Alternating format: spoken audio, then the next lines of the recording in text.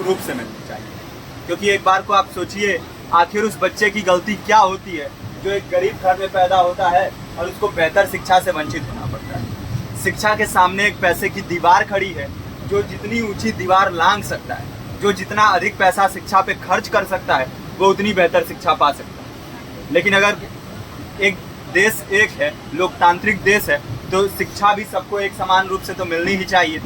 आज परिस्थिति ये है कि एक तरफ तो प्राइवेट स्कूल हैं जो लूट के अड्डे बने हुए हैं, वहाँ पे आप एडमिशन कराने जाएंगे तो सिर्फ एडमिशन के नाम पे ही आपको 10,000 20,000 रुपये देना होगा। और कमीशन खोरी का ऐसा धंधा है कि कॉपी, किताब, टाई, बेल्ट, ड्रेस, जूता कहाँ से खरीदना है ये आप नहीं तय करेंगे वो प्राइवेट स्कूल वाले। यानी आम लोगों की मेहनत की आखिरी कौड़ी उनके जेब से वसूल लेना चाहते हैं। और दूसरी तरफ सरकारी स्कूलों में न तो पर्याप्त टीचर हैं, न पर्याप्त बिल्डिंगें हैं।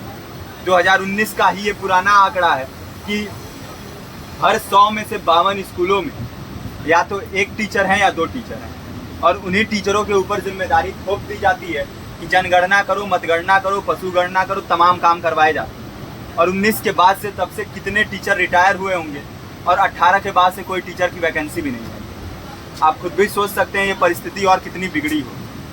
इसीलिए हम लोग ये मांग उठा रहे हैं, चाहे कोई राष्ट्रपति का बच्चा हो या किसी मजदूर का, सबको शिक्षा एक समान मिलनी चाहिए और निःशुल्क रूप से मिलनी चाहिए। प्रेमचंद ने अपने दौर में भी कहा था कि एक सभ्य समाज में ऊंची से ऊंची तालीम मुफ्त होनी चाहिए और इसका पूरा खर्च गवर्नमेंट को उठाना चाहिए, क्योंकि हमारे देश को फौज से ज़्यादा आवश्यकता तालीम की है। और शिक्षा से जुड़ता हुआ ही दूसरा मुद्दा हम लोग उठा रहे हैं।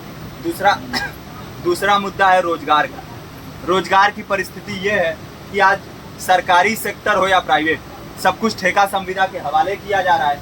परमानेंट नौकरियां लगातार घटाई जा रही हैं। इसी रेलवे में 1995 के आसपास लगभग 18.5 लाख कर्मचारी काम करते थे, लेकिन आज उनकी संख्या 12 लाख थी। आप खुद भी सोच सकते हैं कितने बड़े पैमाने पे परमानेंट पदों को घटाया जा रहा है। और आज आलम ये है, एक तरफ लाखों पद खाली पड़े हैं, फिर भी कोई वैकेंसी नहीं निकलती। जो वैकेंसियां निकलती हैं उनमें भ्रष्टाचार होता है, पेपर लीक हो जाते हैं।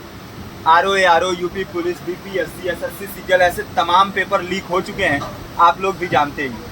अभी नीट की धांधली में ये पता चला कि एक एक पेपर 30 लाख से 50-50 लाख रुपए में बेचा गया। हम और आप तो ये पैसा नहीं दे सकते। पूरी की पूरी कारस्तानी सरकार, प्रशासन, शिक्षा माफियाओं की होती है। और भुगतता कौन है? आम घरों के लोग, जो लोग सालों साल तैयारी करते हैं, दिन भर में 10-10 घंटे, 12-12 घंटे पढ़ते हैं। और इतनी कड़ी मेहनत के बाद, सालों साल की मेहनत के बाद उनके हाथ लगती है तो सिर्फ हताशा, निराशा, अवसाद। बहुत से छात्र नौजवान जो इस बेबसी में, इस डिप्रेशन में नहीं जी पाते, आत्महत्या तक के कदम उठा लेते हैं। लेकिन ये देश की विडंबना है कि टीवी चैनल, अखबार, मीडिया, नेता, मंत्रियों के लिए कहीं ये कोई मुद्दा नहीं है। उनके लिए मुद्दे हैं तो जाति, धर्म, रंग, नस्ल, अगड़ा पिछड़ा। आज जब पूरी परिस्थिति इतनी भयावह है तो ये जरूरी है कि लोगों के बीच में जाया जाए, लोगों को संगठित किया जाए और एकजुट किया जाए। क्योंकि आज अगर अपने मुद्दों पर बोलेंगे नहीं तो कल को ये परिस्थिति और बिगड़ेगी। हो सकता है ले दे के अपनी ज़िंदगी तो हम लोग काट ले जाएं, लेकिन आने वाली पीढ़ियों को क्या भविष्य दे के जाएंगे, ये भी सोचने वाली बात है। हमारे साथी ने आपको पर्चा दिया है, पर्चा आप तक पहुँच गया है। पर्चे में और भी बातें हैं, इसको पूरा विस्तार से पढ़िए। पर्चे में हमारा नंबर है, संपर्क कीजिए। फेसबुक का, इंस्टाग्राम का लिंक है, आप वहाँ पे जाएंगे तो आपको पता भी चलते रहेगा कि लगातार किन किन माध्यमों से हम इस अभियान को चला रहे हैं। नुक्कड़ नाटक, संगीत, शिक्षा सहायता मंडल, लाइब्रेरी, तमाम माध्यमों से इस अभियान को चला रहे हैं और कोशिश कर रहे हैं कि बड़े से बड़े पैमाने पर हर जगह पे लोगों को संगठित किया जाए और एकजुट किया जाए। आपके बीच भी आए हैं आपका साथ और सहयोग दें। साथ इस रूप में कि आप भी हमारे इस कारवां और इस मुहिम से जुड़िए।